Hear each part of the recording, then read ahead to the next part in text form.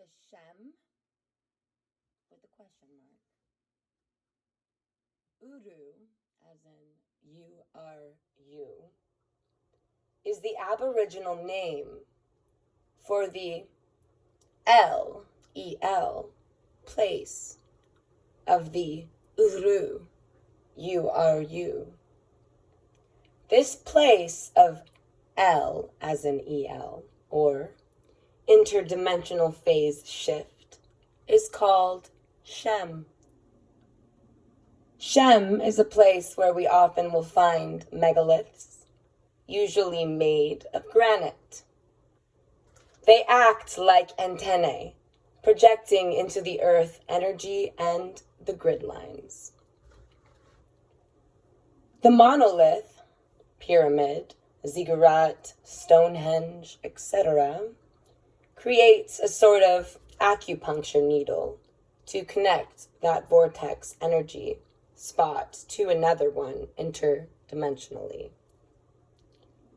It is therefore called a Shem, a place where the, air quoting, Els, end of air quote, i.e. Quetzalcoatl, Elohim, could make their El, or phase shift through a portal at light speed, from circle to line in their DNA, were ported. The Shem also refers to a place where shaman could use the folding foci of the eye of the shaman to see through the heart of the sun to any place, literally, that consciousness could conceive with focused intent, regardless of time or distance. For the Shem is in the now and not affected by the time-space continuum or interdimensional circumstance. And then there were giants. We are told the giants remained throughout the early times of King David. Samuel 21:18 through 22 records the following glimpse of the giants still living in Israel. Samuel 21:18 through 22 reads as follows. After this, there was again war with the Philistines at Gob, or Job. Then Sibbecai and Hustonite slew Soph, who was one of the descendants of the giants. And there was again war with the Philistines at Job, or Gob, I want to say Job. The Elhanan, the son of Jagorim, the Bethlehemite, slew Goliath and Gittite, the shaft of whose spear was like a weaver's beam.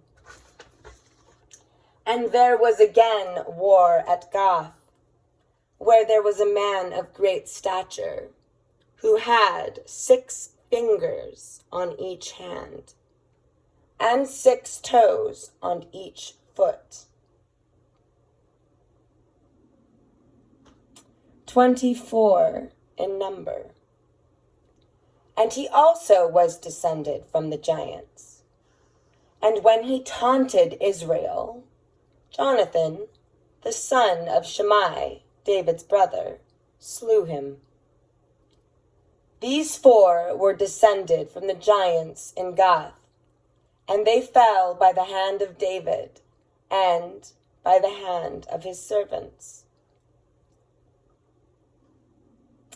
An important difference to note between the accountings of the Nephilim in the Bible and the book of Enoch occurs in the titles these creatures have.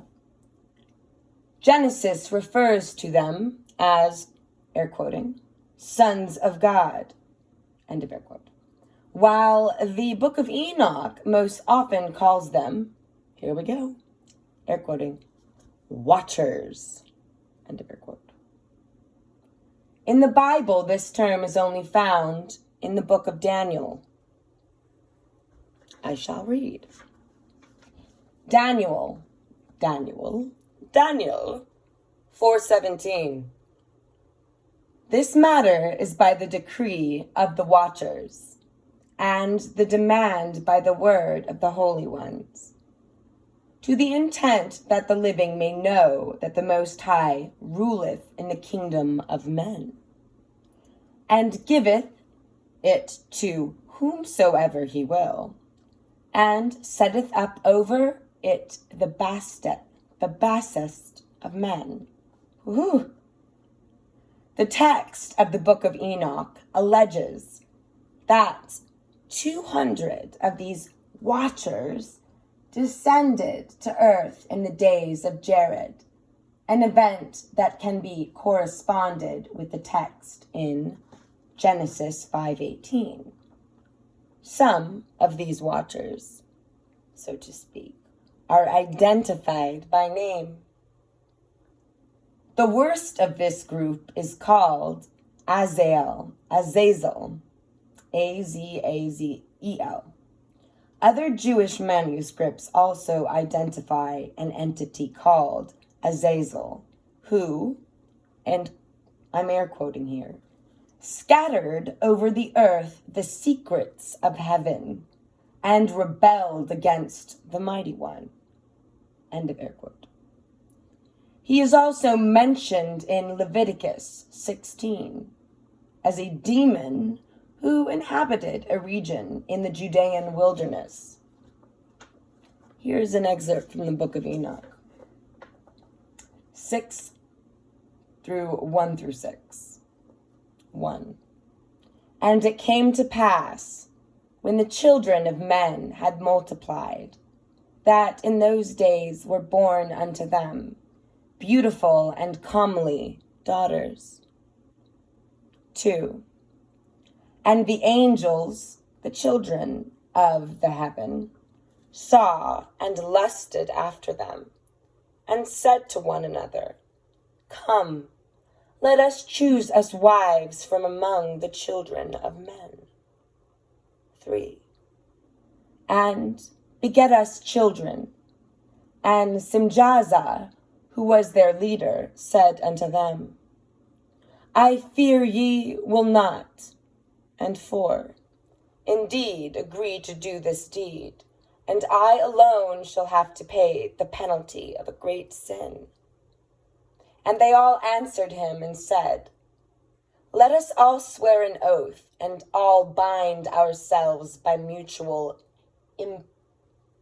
imprecations. 5. Not to abandon this plan, but to do this thing. Then swear they all together and bound themselves. 6. By mutual imprecations upon it. And they were in all 200 who descended in the days of Jared on the summit of Mount Hermon. Enoch further says, I saw watchers in my vision, the dream vision, 2, in parentheses, men, 2 men, and dream vision has a dash in between dream and vision. It's binary. So within Enoch's vision, 2 men were fighting over me.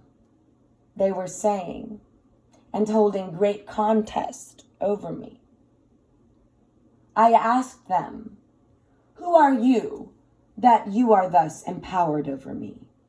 They answered, We have been empowered and ruled over all mankind. They said to me, Which of us do you choose to rule you? I raised my eyes and looked. One of them was as terrifying as his appearance, like a serpent. His cloak was many colors, yet very dark. And I looked again, and in his appearance, his visage like a viper, and wearing exceedingly his serpent eyes, I replied to him, This watcher, so is he. And he answered me, This watcher and his 3 names are Belial, as in the Edgar Cayce readings, and Prince of Darkness, and the King of Evil. End of air quote. And the response to Enoch's question. Now these are from the Dead Sea Scroll fragments. Let us look once more at the artifact found in Bolivia. Beyond its obvious historical importance to placement of cultures around the globe, thinking about the Bible regarding the Nephilim, what might we really be looking at here? Buried for centuries under 3 feet of guana. I think that is poop. Guano is poop. Guana would be maybe girl poop. Guana. Here, I shall show y'all.